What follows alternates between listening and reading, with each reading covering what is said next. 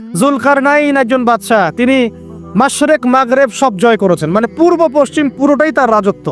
এত দাপট ছিল সেই বাদশার যে যেদিক দিয়ে যাবে সেনাবাহিনী নিয়ে সেদিক থেকে জয় করে ফেলবে। সুবহানাল্লাহ। এবং তিনি উদ্ধত অহংকারী ছিলেন না, তিনি আল্লাহর অনুগত বান্দা ছিলেন। একটা কওমের মধ্যে গেলেন, সেই কওমটা ছিল পাহাড়ের মাঝখানে, দুই পাহাড়ের মাঝখানে। এখন ওই কওম তাকে বলছে, ইয়া যুলকারনাইন, হে যুলকারনাইন, ইন্না ইয়াজুজ ওয়া মাজুজ মুফসিদুনা ফিল আরদ। ভালো করে বোঝেন, হে যুলকারনাইন, নিশ্চয়ই ইয়াজুজ আর মাজুজ এই দুই শ্রেণীর মাখলুক, তারা পৃথিবীতে ফাসাদ সৃষ্টি করে বেড়াচ্ছে। কি করছে? সারা পৃথিবীতে ফাসাদ সৃষ্টি করে বেড়াচ্ছে। ফাহাল নাজআলু লাকা খরজান আলা আন তাজআলা বাইনানা ওয়া বাইনাহুম সাদ্দা। হে যুলকারনাইন, আমরা কি আপনাকে ট্যাক্স দিব, কর দিব, যে আপনি ওদের আর আমাদের মাঝখানে একটা প্রাচীর নির্মাণ করে দিবেন, যে ওরা আমাদের কাছে আর আসতে পারবে না? কারা এটা? ইয়াজুজ আর মাজুজ। এই ইয়াজুজ আর মাজুজকে যুলকারনাইন আলাইহিস সালাম তিনি প্রাচীর নির্মাণ করে দিলেন লোহা এবং এই যে তামা দিয়ে। এরপর তারা আর ওই কওমের ক্ষতি করতে পারলো না। কিয়ামতের আগে আগে তারা বের হয়ে আসবে এবং সারা বিশ্বে ফাসাদ সৃষ্টি করবে। এখনো তারা বের হয়ে আসছে, আমি সেটা বলছি না, কিন্তু এখন পুরো বৈশ্বিক প্রেক্ষাপটে যারা বিশ্বে ফাসাদ সৃষ্টি করে বেড়াচ্ছে, এদের মধ্যে এই ইয়াজুজ মাজুজের খাসলত আছে, চরিত্র আছে। দেখবেন ওই দিকে ইউক্রেনকে ব্যস্ত রেখেছে রাশিয়ার এগেনস্টে এবং নিউক্লিয়ার যুদ্ধ বাঁধানোর পায়তারা করছে। এটা অলমোস্ট আমাদের ঘরের কোনায় চলে এসেছে। নকিং অ্যাট দ্য ডোর বলে একটা কথা আছে ইংরেজিতে, একদম ঘরের কোনায়। যে কোনো মুহূর্তে দেখবেন ওয়ার্ল্ডে একটা ম্যাসাকার সৃষ্টি হয়ে গেছে। ওইদিকে তাইওয়ানকে ব্যস্ত রেখেছে চায়নার এগেনস্টে, ওইদিকে ইসরায়েলকে ব্যস্ত রেখেছে প্যালেস্টাইনিদের এগেনস্টে, এদিকে দেখবেন যে ইরাকে ব্যস্ত রেখেছে এই কন্টিনেন্টকে আইএসআইএস দিয়ে। ঠিক আছে, বাংলাদেশকেও ব্যস্ত রাখার চেষ্টা করছে মায়ানমারকে দিয়ে, দেখছেন না? তো পুরো বিশ্ব জুড়ে এদের এজেন্ডা হচ্ছে সারা বিশ্বে আমরা ফাসাদ সৃষ্টি করে মানব জাতিকে কমিয়ে ফেলবো, মুসলিমদেরকে ধ্বংস করব, মুসলিম যুবকদেরকে পর্ন দেখাবো, ওদেরকে মাদক খাওয়াবো, ওদের মধ্যে জেনা, অশ্লীলতা, পরকীয়া ছড়িয়ে দিব, হ্যাঁ, এবং মহামারী ছড়িয়ে দিব, দিয়ে মুসলিম জনসমষ্টিকে কমিয়ে নিয়ে আপোষে ক্রন্দলে লাগিয়ে দিয়ে আস্তে আস্তে আমরা বিশ্বে শাসন করতে হবে, এদেরকে ডমিনেট করে দিই। এবং এই এজেন্ডা বাস্তবায়নের দিকে তারা এগিয়ে যাচ্ছে সুকৌশলে। আর আমরা কি করছি ভাই? আমরা শুধু কাজ যতটুকু না করছি তার চেয়ে বেশি আমরা আয়ু আশা শোডাউন করছি। দেখেন, বেশিরভাগ মানুষ আমাদের নামাজের খবর নাই, বেশিরভাগ মানুষ তাজকি আত্মশুদ্ধির খবর নাই, ভালো আলেমের কাছে এসে পড়ে থাকবে কোনো খবর নাই, কোরআন পড়া শিখবে এসবের খবর নাই।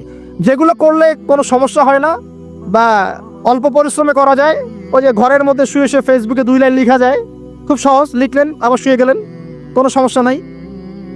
কোনো কনস্ট্রাকটিভ সুদূর প্রসারী কাজ আমাদের হচ্ছে না, যেটা হচ্ছে এটা প্রয়োজনের তুলনায় নিতান্তই নগণ্য। এই কারণে আমাদের যারা দিন, আমরা যারা বুঝি, যাদের মধ্যে ইসলামের চেতনা আছে, ইসলামকে ভালোবাসি, আমরা যারা চাই দিন এগিয়ে যাক, আমাদের কনস্ট্রাকটিভ কাজ করতে হবে, মানে সুদূর প্রসারী কাজ করতে হবে। শৈথিল্যতাবাদীও হবেন না, আবার চরমপন্থীও হবেন না, মধ্যমপন্থী হয়ে ইসলামকে, কোরআনকে এবং হাদিসকে হাতে নিয়ে উম্মার ঐক্যের স্বার্থে, দেশ জাতি জনগণের ঐক্যের স্বার্থে এগিয়ে যান। আল্লাহ পাক আপনাদের হাতকে শক্তিশালী করুন, দোয়া করি। এখানে খুবই স্মার্ট হতে হবে এবং বেসিক কাজগুলো খুব বেশি করে করতে হবে। বেসিক কাজ কি ভাই?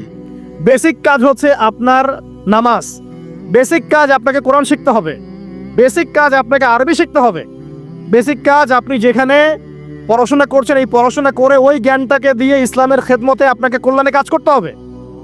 বেসিক কাজ যেখানে আপনাকে আল্লাহ পাক দায়িত্ব দিবেন সেখান থেকেই আপনাকে দিনের খেদমত করতে হবে। ডক্টর হন, দিনের খেদমত করেন, ইঞ্জিনিয়ার হন, দিনের খেদমত করেন, পলিটিশিয়ান হন, কোনো আপত্তি নাই, আপনি ওখানে গিয়ে দিনের খেদমত করেন। আল্লাহ পাক তৌফিক দান করুন। কথা কি বুঝতে পারছেন? ইসলাম ক্ষমতা জোর করে আদায় করে নেওয়ার জন্য আসে নাই। আবু যার রাদিয়াল্লাহু আনহু কি বলছেন জানেন? আবু যার রাদিয়াল্লাহু আনহুকে নবী সাল্লাল্লাহু আলাইহি ওয়াসাল্লাম বলছেন, আবু যার, তুমি দায়িত্ব চেয়ে নিও না, কারণ যদি তুমি দায়িত্ব চেয়ে নাও তখন আল্লাহর পক্ষ থেকে তোমাকে সাহায্য করা হবে না, আর যদি মানুষ তোমাকে দায়িত্ব দেয় আল্লাহ তোমাকে সাহায্য করবে ইনশাআল্লাহ। কত চমৎকার সিস্টেম ইসলামে। আর এখন আমরা কি করি? আমাকে দেন, ও ভালো না আমি ভালো, ওরা সব খারাপ আমি ভালো। বুঝতে পারছেন না কিয়ামতের মাঠে কি কঠিন হিসাবটা দিতে হবে। আল্লাহ পাক আপনাদেরকে বোঝার তৌফিক দান করুন। এগুলো কল্যাণকর নয়, আপনার জন্য অকল্যাণ হতে পারে। তবে হ্যাঁ, যদি আপনার মধ্যে ঈমান থাকে, আপনার মধ্যে যোগ্যতা থাকে, অবশ্যই আপনি দায়িত্ব চেয়ে নেবেন। এবং ইনশাআল্লাহ তখন আমরা আপনাকে দায়িত্ব দিব, আরগণের শাসন কার্য পরিচালনা করবেন। আল্লাহ আপনার হাতকে শক্তিশালী করবেন ইনশাআল্লাহ। আল্লাহ পাক আমাদের নিচু থেকে উঁচু মহলের সবাইকে হেদায়েত দান করুন, দোয়া করি আমি। ইসলাম কারো শত্রু নয়। মুসলিমের রক্ত ঝরানোর জন্যে, কল্লা কাটার জন্য আমরা কিন্তু পৃথিবীতে আসি নাই। আমরা আমাদের আসল শত্রুদেরকে চিনতে ভুল করেছি। এই কারণে আমরা আপোষে হানাহানি কাটাকাটির মধ্যে লিপ্ত আছি। এই যে সামনে যে কি হবে আল্লাহ ভালো জানেন। দেখবেন কত মানুষ যে মুসলিম মারামারি করে মারা যাবে, আল্লাহ ভালো জানেন। এগুলো কাম্য নয়। আল্লাহ পাক আমাদেরকে বোঝার তৌফিক দান করুন। দেখুন ভাই, এই যুগের কথা বলতে গিয়ে এখানে আসলাম। ওই যে জুলকারনাইন যে ইয়াজুজ মাজুজের কথা বললো, এখনকার বিশ্ব যারা পরিচালনা করে দেখবেন তাদের মধ্যে ফাসাদ সৃষ্টি করাটাই খাসলতটা থেকেই গেছে। সারা বিশ্বেরা ফাসাদ সৃষ্টি করছে। আমি কিন্তু বলিনি এরা ইয়াজুজ মাজুজ, কথাকে আবার অন্যদিকে নিয়ে যায় না। আমি কিন্তু এই কথা বলি নাই। আমি বলছি তাদের মধ্যে এই চরিত্র দেখা যায়।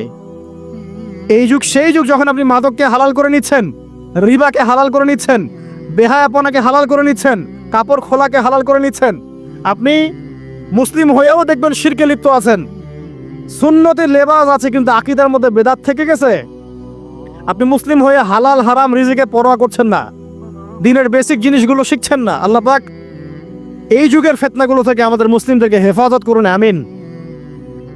কিভাবে সাফল্য অর্জন করবেন আমি একটা পয়েন্ট আজকে উল্লেখ করে এই পয়েন্ট থেকে আলোচনার গুটিয়ে নিব ইনশাআল্লাহ। আমি জাস্ট একটা পয়েন্ট বলছি আপনাকে, সব কথা একদিনে বলা সম্ভব না।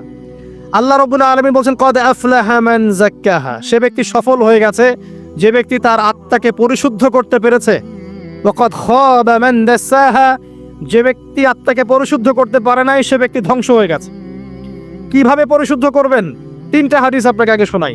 এক, আল্লাহ রাব্বুল আলামিনের হাবিব মুহাম্মদ সাল্লাল্লাহু আলাইহি ওয়াসাল্লাম দরুদ পড়েন, বলেন সাল্লাল্লাহু আলাইহি ওয়াসাল্লাম।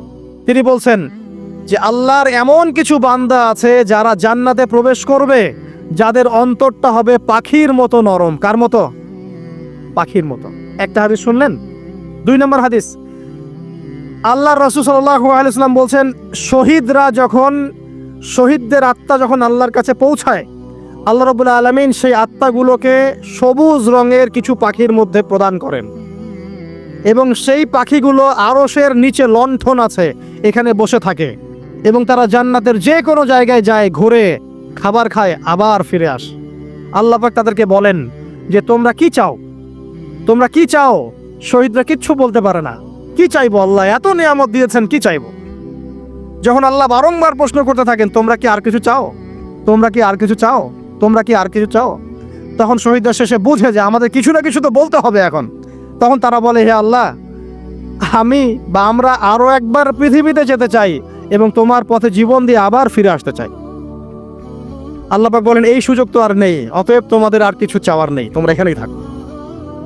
আরেকটা হাদিস শোনেন, রাসূলুল্লাহ সাল্লাল্লাহু আলাইহি ওয়াসাল্লাম বলেছেন, এই হাদিসটা ওমর রাদিয়াল্লাহু আনহু থেকেও এসেছে, আর তোমরা যদি আল্লাহর প্রতি তাওয়াক্কুল করার মতোই তাওয়াক্কুল করতে, ভরসা করার মতোই ভরসা করতে, আল্লাহ পাক তোমাদেরকে পাখিদেরকে যেমন করে রিজিক দেন তোমাদেরকে ঠিক সেইভাবে রিজিক দিতেন। তোমরা কি লক্ষ্য করো না যে পাখিরা খালি পেটে বের হয়ে যায় বাসা থেকে সকালবেলা এবং সন্ধ্যাবেলা ভরা পেটে বাসায় ঢোকে?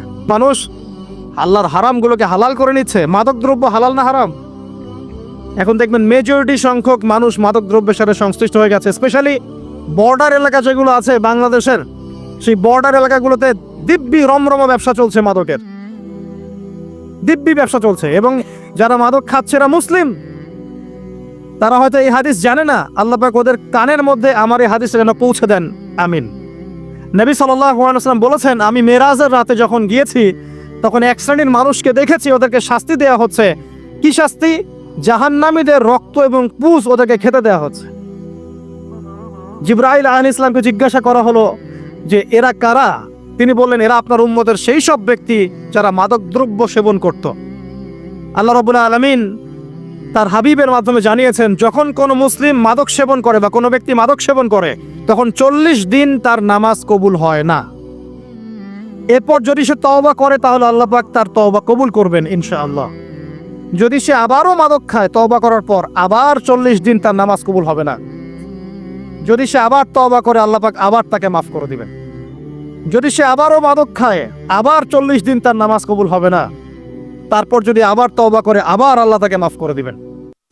এরপরেও যদি সে আবার মাদক দ্রব্য সেবন করে, নবী সাল্লাল্লাহু আলাইহি ওয়াসাল্লাম বলছেন তাকে আল্লাহ রাব্বুল আলামিন পরকালে মৃত্যুর পরে তিনাতুল খাবাল পান করাবেন। তিনাতুল খাবাল। জিজ্ঞাসা করা হল, ইয়া রাসূলুল্লাহ, তিনাতুল খাবাল কি জিনিস? নবী সাল্লাল্লাহু আলাইহি ওয়াসাল্লাম উত্তর দিচ্ছেন, এটা হচ্ছে জাহান্নামীদের রক্ত, মাংস, এগুলো পুড়ে পচে যে রসটা বের হবে, এটা হচ্ছে তিনাতুল খাবাল। এই যে দুনিয়াতে যারা ওয়াইন খাচ্ছে, শ্যাম্পেইন, ওয়াইন, বিয়ার, তারপরে যে কি ভোদকা, হ্যাঁ, গাঁজা, হেরোইন, ফেন্সিডিল, ইয়াবা, একটা বিষয় শোনেন, কি কারণে আপনি সেখানে যাচ্ছেন? হতাশা অথবা সঙ্গদোষ অথবা পারিবারিক চাপ অথবা যে গার্লফ্রেন্ড ছেড়ে চলে গেছে, এই তো বিষয়গুলো। কি কারণে মানুষ মাদকের কাছে যায়, কেন যায়, কারণটা কি? আমরা যখন ফিলোসফি পড়তাম তখন একটা তত্ত্ব পড়ানো হয়েছে আমাদেরকে। তত্ত্বটার নাম হচ্ছে কার্যকারণ তত্ত্ব। মানে প্রত্যেকটা কাজের পিছনে একটা কারণ থাকে, ঠিক আছে? এই যে মুসলিমরা নামাজ পড়ে কেন? আল্লাহর জন্য। মুসলিমরা যাকাত দিবে কেন? আল্লাহকে সন্তুষ্ট করার জন্য। মুসলিমরা প্রতিটা কাজ কেন করে? পরকালের স্বার্থে। পরকালের স্বার্থ নাই, আমি নাই। যে কাজে পরকালের স্বার্থ নাই সে কাজে মুসলিমরা নাই। তাই প্রতিটা কাজের পিছনে একটা কারণ থাকে। দেখবেন কেন সে সুদ খাচ্ছে? তার পরিবারের স্বার্থে। কেন সে ঘুষ নিল? তার ছেলে মেয়ের উন্নয়নের জন্যে। কেন সে দুর্নীতি করছে? বিকজ সম্পত্তি অর্জন করে সে তার ভবিষ্যৎ প্রজন্মকে সিকিউর করতে চায়। কেন সে মাদক খেলো? ওই যে গার্লফ্রেন্ড ছেড়ে চলে গেছে তাই। কেন মাদক খেলো? ওই যে এক বন্ধু মাদক খায়, সে ডাকছে, আয় একটা টান দে, সঙ্গদোষ। কেন সে মাদক খেলো? পরিবারের চাপ, হতাশা। কেন মাদক খাচ্ছে? চাকরি পায় না, বেকার, মাদক খাচ্ছে। মানে মেন্টাল চাপগুলো নিতে পারছে না, সে মাদক খাচ্ছে। সবচেয়ে বেশি মানসিক চাপ কাদের উপর আসে জানেন? 1 নম্বর নবীগণের উপরে, 2 নম্বর আল্লাহর সৎ বান্দাদের উপরে, তারপর যার ঈমান যত উঁচু তার উপর মানসিক চাপ তত বেশি আসে। এখন যদি মানসিক চাপের সলিউশন মাদকই হবে, তাহলে তো আমাদেরই মাদক খাওয়া দরকার ছিল না? বুঝতে গেলে আর আমরা যে পরিমাণ মানসিক চাপ ফেস করি এটা চিন্তাই করতে পারবেন না। যে যত বড় দায়িত্বশীল, যারা পলিটিশিয়ান, ওদেরকে জিজ্ঞাসা করবে তারা কি পরিমাণ মানসিক চাপ নিয়ে ঘোরে। আপনার কাছে মনে হচ্ছে যে একটা ক্ষমতা পেয়েছেন, খুব মানে উনি অনেক বড় ক্ষমতাধর, উনি অনেক ভালো আছেন, উনি মোটেই ভালো নাই। ওনাকে জিজ্ঞাসা করেন, উনি মোটেই ভালো নাই। এই মানুষের যে পেরেশানি, যে চাপ, এগুলো নিতে নিতে তার স্ট্রোক হয়ে যাচ্ছে, হার্ট স্ট্রোক হচ্ছে, ডায়াবেটিস হচ্ছে, হাই ব্লাড প্রেশার, ইসিজি করো, দেখবেন। এই কারণে মানসিক চাপটা রিলিজ করতে হবে, তাই তো? এই মানসিক চাপ রিলিজ করতে গেলে মাদকই সলিউশন নয়। সলিউশনটা কি? এই যে আমার হাতে এখানে আছে একটা কোরআন। মানসিক চাপ থেকে আপনাকে মুক্তি দিবে আল কোরআনুল কারীম, আর কিচ্ছু না।